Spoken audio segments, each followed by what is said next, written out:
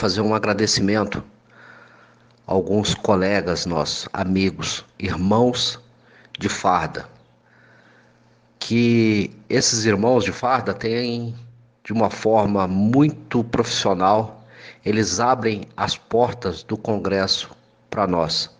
Para nós que eu falo é o grupo aqui de Brasília, eu, Benato e Borba. E gostaria de fazer um agradecimento especial ao Gerson de Paula, figuraça aí do Rio de Janeiro, colega de FAB, de farda e de FAB. Obrigado, Gerson. Gostaria de agradecer também o Edson Ferreira. Gostaria de agradecer também ao Pereira Júnior, assessor do Major Vitor Hugo, o Gama, Subgama, da minha turma. Vocês fazem a diferença, irmãos, porque vocês têm, de uma forma bem tranquila, como assessores de deputados, vocês abrem as portas do Congresso para a gente expor as nossas ideias lá dentro do Congresso, que é a alteração do PL 1645. Eu, o Bob e o Benato somos verdadeiros peregrinos trabalhando para mudar esse PL, mas nem sempre a gente tem uma boa receptividade no Congresso. E os irmãos de fardas aí, como o Gerson Paulo, o Edson Ferreira, o Pereira Júnior, o Gama, eles vão nos bastidores, um trabalho silencioso, nos bastidores, abrindo as portas para nós. Isso é muito importante, ok? Não podia deixar passar em branco esse agradecimento aos irmãos de farda, ok? Um grande abraço para todos. Bom dia, pessoal. Tenho acompanhado as discussões aqui no nosso grupo. Inclusive ontem sofri um questionamento direto de um colega me questionando sobre a tabela de soldos que nós apresentamos como proposta de emenda ao PL 1645. E não só ele, como outros aqui estão dizendo, mas é um absurdo o suboficial sair de um soldo de 6 mil e ir para um soldo de 11 mil. Um 3S sair de um soldo de 3.800 e ir para um soldo de 7 mil. O que eu quero dizer aos colegas que veem nisso um absurdo, eu quero dizer para vocês o seguinte.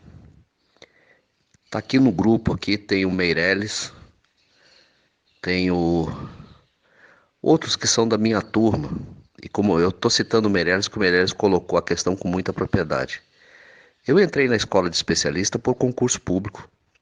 Eu disputei um concurso público no Brasil todo e fui para lá por concurso público. Ou seja, eu durante a minha vida passei a vida toda como servidor público concursado. Eu não fui para lá de favor. Tem o Gama aqui que também, suboficial Gama, que é da minha turma. Entendeu? Então o que que acontece? Quando você analisa isso, você vê o seguinte: das carreiras de Estado, o servidor público concursado que menos ganha são os militares. Por que isso? Vou explicar para que vocês entendam de maneira bem simples. Sempre que se faz um reajuste de salário para os militares, um escalonamento de carreira, uma proposta de escalonamento de carreira, isso é feito dentro do Ministério da Defesa. E é aquele ditado, não sabem pedir. E sempre eles fazem essas tabelas de escalonamento vertical, de soldos, de maneira que o general está lá no topo da pirâmide e o sargento está lá embaixo. Escalonamento vertical. E com isso, o sargento, a classe dos graduados, sempre vai ganhar pouco. Porque eu já falei isso, inclusive falei em audiência pública no Senado. Para um sargento ganhar um salário digno, um general tem que estar ganhando 100 mil reais, o que é impossível, inclusive pelo teto, que é previsto em lei, o teto do salário de funcionalismo público. Então, se eles querem que um general ganhe 30 mil, perfeito, acho que até é justo e deve ganhar 30 mil igual um ministro de Supremo. Mas não dentro de um escalonamento vertical, onde um sargento, o general vai ganhar 30 mil e o sargento 3 mil reais. E vocês se esquecem de uma coisa. Agora, um suboficial já passava 30, agora vai passar 35 anos em atividade. Quando ele sair, se aposentar, se reformar, vai estar com um salário de R$ 6.000. Muitos deles não têm casa própria, já têm família, filhos em idade de universidade e não conseguem dar uma vida digna para suas famílias, não conseguem morar num lugar digno.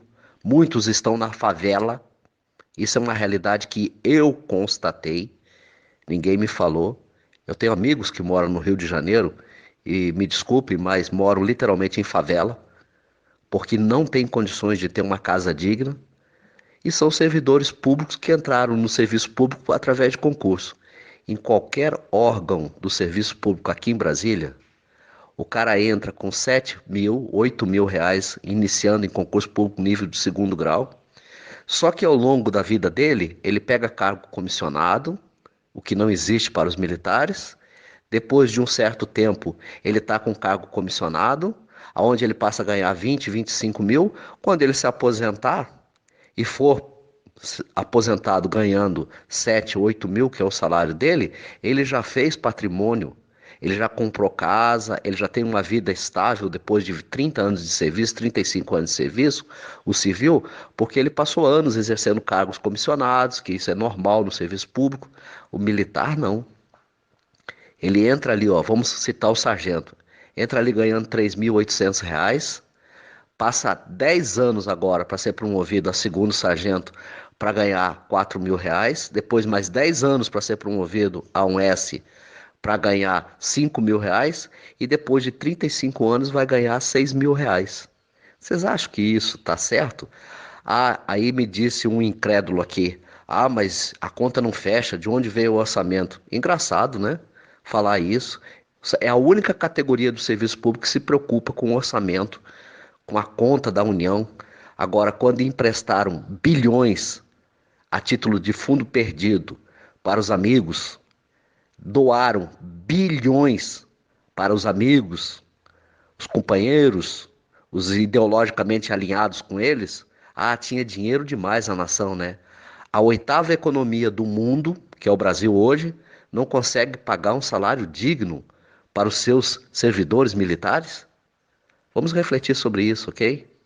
Um grande abraço e bom dia a todos. Boa tarde, pessoal. Estou acompanhando as discussões no grupo. Conforme vocês podem ver pela minha voz, estou um pouco abatida aqui com a gripe forte, mas nada impede de falar, ok? Vamos lá. Eu tenho acompanhado alguns colegas do grupo, os amigos do grupo, pedindo faixas, protesto. Inclusive me ligaram no privado perguntando o que eu achava disso. Vou dizer exatamente o que eu falei uns dias atrás. Ainda não é o momento de faixas e de protesto. Por quê? Acabou de sair a relação dos 34 que vão fazer parte da Comissão Especial para Análise do PL 1645. Nós aqui de Brasília estamos trabalhando em cima desses deputados agora, tentando audiências com eles. Como é de praxe, quem acompanha o nosso grupo desde o início sabe que sempre após uma reunião com um deputado, seja ele deputado, seja ele o relator, seja na presidência da República, que nem eu já estive, eu sempre largo fotos e áudios no grupo explicando quem nos recebeu e como que foi a conversa. Portanto, o que eu quero dizer para vocês é o seguinte: antes de pensar em faixas e manifestações, nós ainda temos um longo caminho para percorrer, principalmente tentando audiência com os deputados federais que fazem parte da comissão. Repito mais uma vez aqui, o deputado professor Josiel se colocou à inteira disposição para nos ajudar. Inclusive hoje falei com o chefe de gabinete dele, Gerson Paulo, que conversei com ele e disse para ele que o professor Josiel precisa fazer parte desta comissão. E o Gerson disse que está providenciando para que o deputado faça parte da comissão. Ou seja, é gente nossa dentro da comissão. Mesmo assim, estamos tentando audiências com os outros deputados. Só que não adianta eu colocar para vocês o nome dos deputados que estamos tentando, mas com certeza, após a audiência com esses deputados, será colocado no grupo, será divulgado no grupo foto e áudio explicando como que foi a reunião, ok? E digo mais para vocês, eu sei que tem uns que estão ansiosos por manifestação, por faixas de protesto. Ainda não é o momento. Esse PL ainda tem uma longa caminhada, não só na Câmara, como no Senado. E conforme eu já disse, se lá na frente nós acharmos que estamos sendo prejudicados e que a situação é irreversível na Câmara e no Senado, aí sim faremos manifestações que vocês entenderem adequadas e necessárias, essas manifestações, que será discutido no grupo.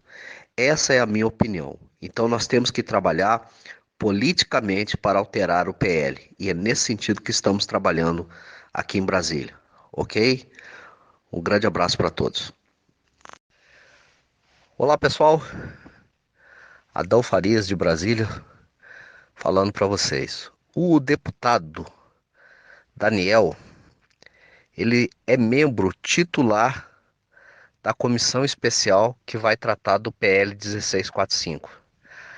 A pedido do professor Josiel, deputado federal pelo Rio de Janeiro, o deputado Daniel assumiu o compromisso de apresentar emendas também, junto com o professor Josiel, para alterar o PL 1645 de tal forma que evite a disparidade e que evite a quebra de harmonia entre as três forças na questão salarial, assim como a questão do adicional de habilitação, que ele entendeu que é justa a proposta que nós estamos apresentando, entendeu?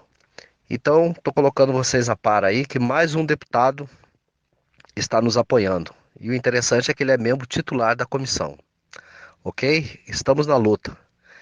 Lá no meu estado tem um ditado que diz assim: só não peleia quem já morreu. É isso aí, galera. Estamos na luta aí, tá? Grande abraço para todos. Olá, pessoal. Bom dia a todos. Ontem foi um dia corrido, tivemos na Câmara, vocês já estão sabendo, com o deputado pelo PSL do Rio de Janeiro, o professor Josiel. Mas hoje eu queria fazer um agradecimento a alguns colegas nossos, amigos, irmãos de farda, que esses irmãos de farda têm, de uma forma muito profissional, eles abrem as portas do Congresso para nós. Para nós que eu falo é o grupo aqui de Brasília, eu, Benato e Borba. E gostaria de fazer um agradecimento especial ao Gerson de Paula, figuraça aí do Rio de Janeiro, colega de FAB, de farda e de FAB. Obrigado, Gerson. Gostaria de agradecer também o Edson Ferreira. Gostaria de agradecer também ao Pereira Júnior, assessor do Major Vitor Hugo, o Gama, Subgama, da minha turma. Vocês fazem a diferença, irmãos, porque vocês têm, de uma forma bem tranquila, como assessores de deputados, vocês abrem as portas do Congresso para a gente expor as nossas ideias lá dentro do Congresso, que é a alteração do PL 1645. Eu, o Bob e o Benato somos verdadeiros peregrinos trabalhando para mudar esse PL, mas nem sempre a gente tem uma boa receptividade no Congresso. E os irmãos de fardas aí, como o Gerson Paulo, o Edson Ferreira, o Pereira Júnior, o Gama, eles vão nos bastidores, um trabalho silencioso, nos bastidores, abrindo as portas para nós. Isso é muito importante, ok? Não podia deixar passar em branco esse agradecimento aos irmãos de farda, ok? Um grande abraço para todos. Bom dia, pessoal. Tenho acompanhado as discussões aqui no nosso grupo. Inclusive ontem sofri um questionamento direto de um colega me questionando sobre a tabela de soldos que nós apresentamos como proposta de emenda ao PL 1645. E não só ele, como outros aqui estão dizendo, mas é um absurdo. O suboficial sair de um soldo de 6 mil e ir para um soldo de 11 mil.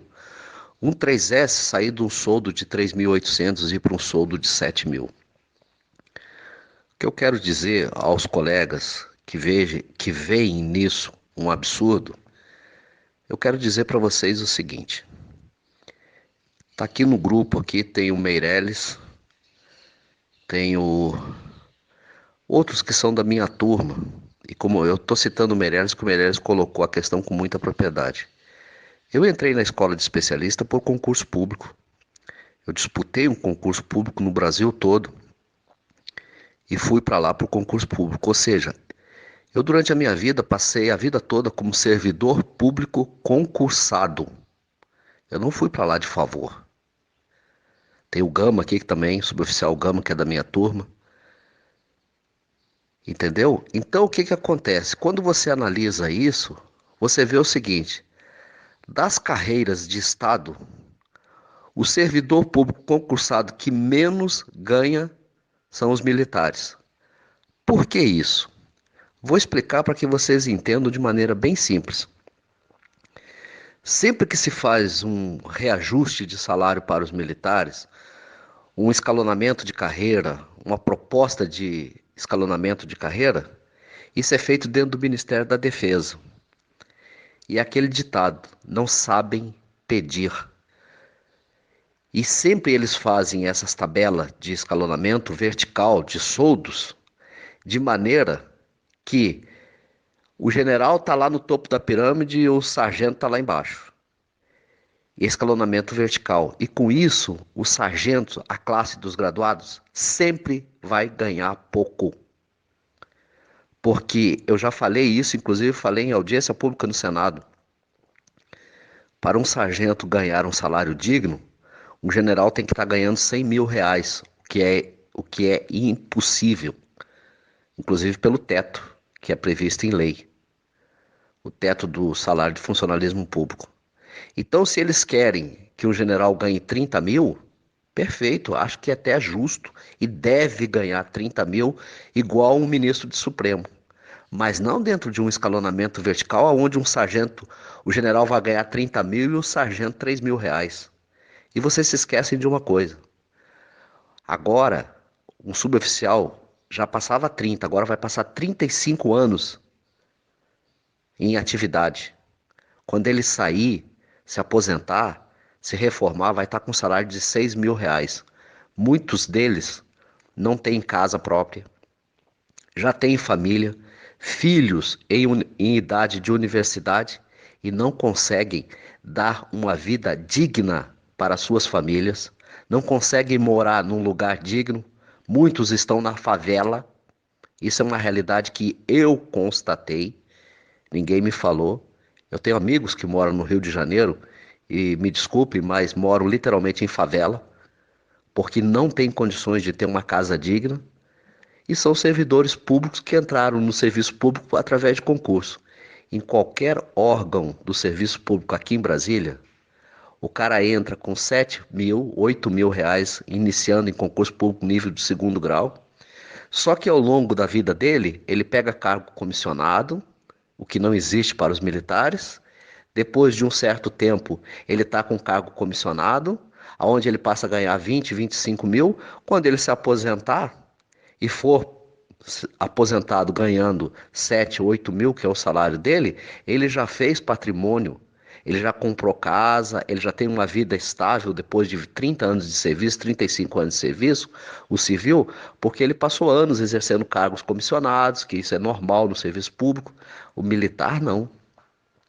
Ele entra ali, ó, vamos citar o sargento, entra ali ganhando 3.800 reais, passa 10 anos agora para ser promovido a segundo sargento para ganhar 4 mil reais, depois mais 10 anos para ser promovido a um S para ganhar 5 mil reais e depois de 35 anos vai ganhar 6 mil reais.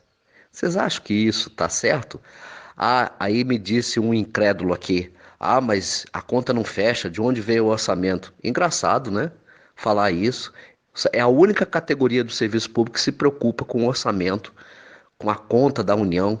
Agora, quando emprestaram bilhões a título de fundo perdido para os amigos, doaram bilhões para os amigos, os companheiros, os ideologicamente alinhados com eles. Ah, tinha dinheiro demais na nação, né? A oitava economia do mundo, que é o Brasil hoje, não consegue pagar um salário digno para os seus servidores militares? Vamos refletir sobre isso, ok?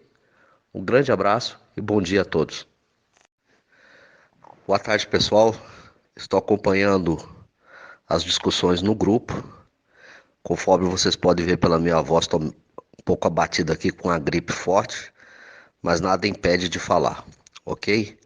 Vamos lá, eu tenho acompanhado alguns colegas do grupo, os amigos do grupo, pedindo faixas, protesto. Inclusive me ligaram no privado perguntando o que eu achava disso.